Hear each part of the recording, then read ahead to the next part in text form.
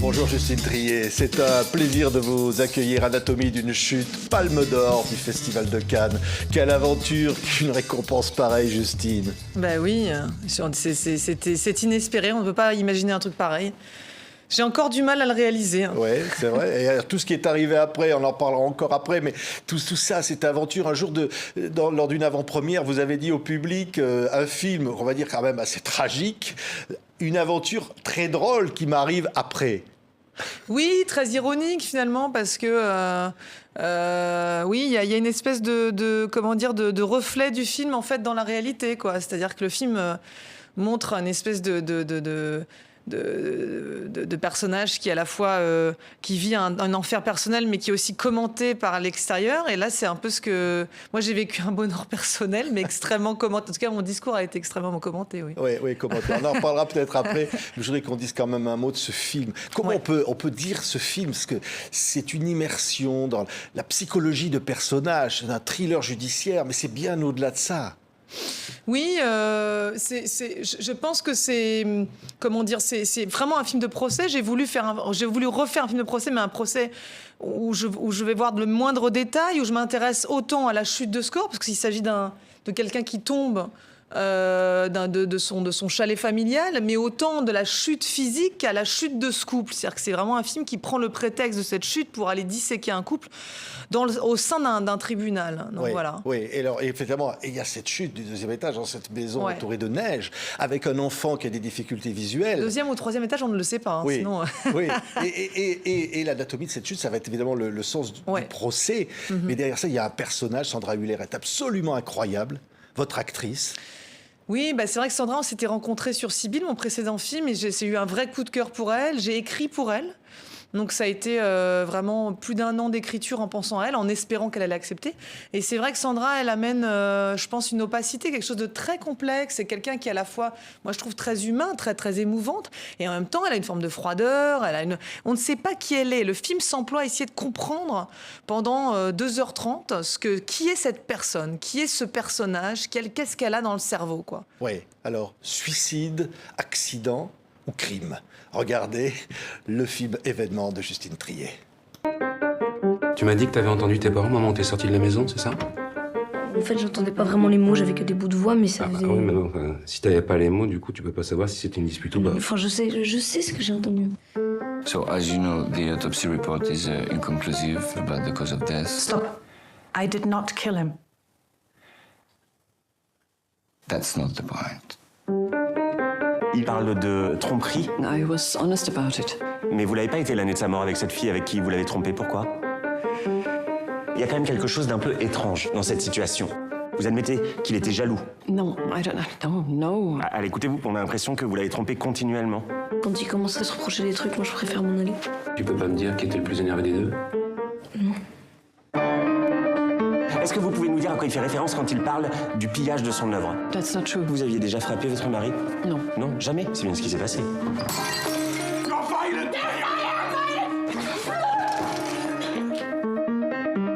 T'as pas pu les entendre s'ils parlaient calmement. J'ai confondu. T'as confondu.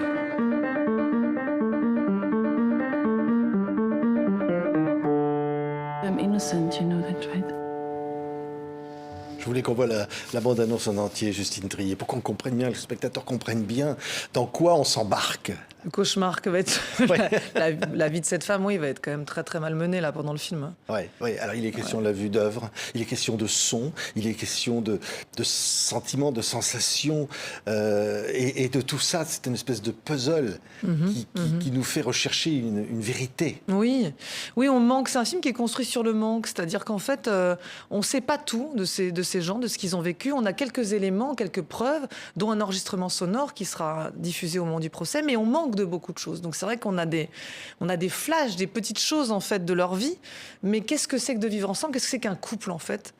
Il y aura des zones d'ombre en fait. Et je pense que le film s'emploie à faire l'inverse d'un tweet, c'est-à-dire de montrer à quel point vivre ensemble c'est complexe, être ensemble c'est complexe. L'histoire d'amour c'est difficile à résumer en peu de choses en fait. Et c'est pourtant ce qu'ils vont essayer de faire pendant le temps du procès, parce que le procès est là pour ouvrir en fait la boîte comme ça de souvenirs de ce que c'est que ce couple, en fait, de ce qui reste, en fait, et qu'est-ce qui reste d'une histoire d'amour comme ça. Pas grand-chose. Et au fond, qu'est-ce que la vérité? Où elle se situe? Qui peut la dire? Et est-ce qu'elle existe? Est-ce qu'elle existe? Je pense qu'il y a... Oui, l'endroit de la procédure est toujours un endroit passionnant, selon moi, parce que c'est un endroit où, comment dire, la vérité est déformée pour les besoins de la défense d'un tel ou d'un tel. Donc, en fait, on déforme. C'est deux récits, pour moi, qui se côtoient et qui s'éloignent quand même de la réalité, je pense, de la vérité. Et la vérité, je pense qu'elle échappe, en fait, la plupart du temps. Donc, c'est ce qui m'intéresse. Moi, dans les affaires, d'ailleurs, judiciaires qui m'intéressent, souvent, ce qui m'intéresse, c'est les affaires dont la vérité nous échappe, en fait, en partie. Moi, j'aime bien aussi en apprendre des choses, mais je pense que c'est ça qu'on apprend aussi dans le film. C'est-à-dire qu'il y a un endroit, il y a une zone comment dire, il y a plein d'éléments contradictoires, des éléments à charge, des éléments à décharge. Et nous, on est un peu positionnés dans la position du juré, c'est-à-dire de savoir qu'est-ce qu'on va pouvoir décider, en fait.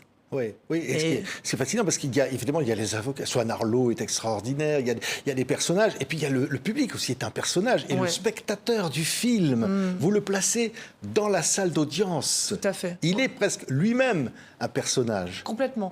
Oui, je pense que j'avais envie vraiment de... Quand on fait un film de procès, il faut savoir qu'on s'inscrit dans un... Il y a beaucoup de films de procès. Hein. Et c'est vrai que j'avais envie de trouver la manière de vraiment faire exister cette bête qui est la foule, en fait, de la faire exister vraiment. Ces regards qui jugent aussi, qui jugent ou qui savent pas, et puis qui jugent, enfin qui pensent en tout cas, qui regardent, quoi. C'est vraiment un public.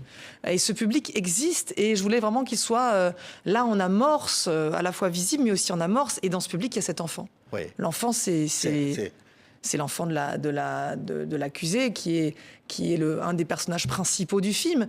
Et c'est, je pense, la particularité de ce film, c'est que vraiment cet enfant va regarder, il ne voit pas bien, mais va assister en fait au procès et va avoir en quelque sorte aussi être dans cette position de devoir presque juger ou en tout cas va pouvoir influencer, car il témoigne aussi.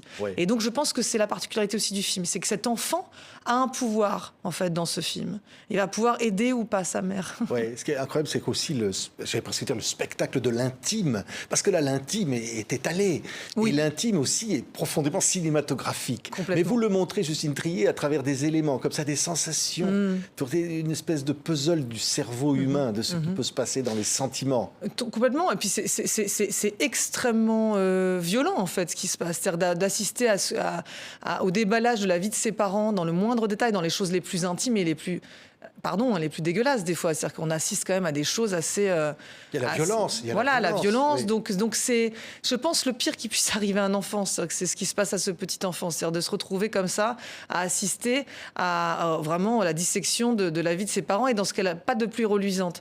Donc, et de l'interprétation aussi, parce qu'on se met à juger et à dire des choses qui sont des fois qui s'éloignent de la vérité. Donc oui, je pense que c'est émotionnellement très poignant par moment. Et puis il y a ce retour à la maison constant, c'est-à-dire qu'après le tribunal, il faut rentrer à la maison. Et à la maison, il y a les mots s'arrêtent, c'est-à-dire que les mots n'ont plus leur place et il faut arriver à vivre ensemble.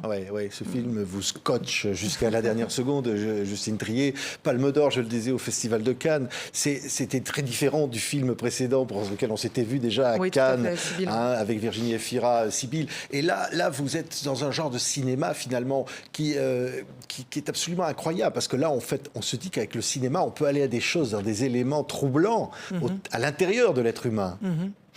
Oui, je pense que c'est vrai que c'est une plongée, en fait, dans les méandres de cette femme, dans les méandres de ce couple. Et je pense que le cinéma nous permet ça. C'est un endroit où on peut vraiment plonger, comme vous le dites, dans ce qu'on ne comprend pas bien, dans ce qu'on ne maîtrise pas bien, dans ce qu'on essaye, dans ce qu'on tente de comprendre. Et moi, c'est pour ça que je fais des films, c'est pour essayer de comprendre, en fait. Et là, en l'occurrence, une histoire d'amour, le couple, la vie à deux, comment est-ce que cette chose peut exister, quoi. Et des fois, ça se finit pas bien. C'est vrai. Mais si on revient une seule seconde sur tout ce qui a suivi la Palme d'Or à Cannes, vous vous dites au fond, bon, il y a le film, bien sûr, quand même. Le film est plus important que tout ça, évidemment. Mais même, vous vous dites, mes propos n'étaient pas peut-être compris comme ils l'auraient dû.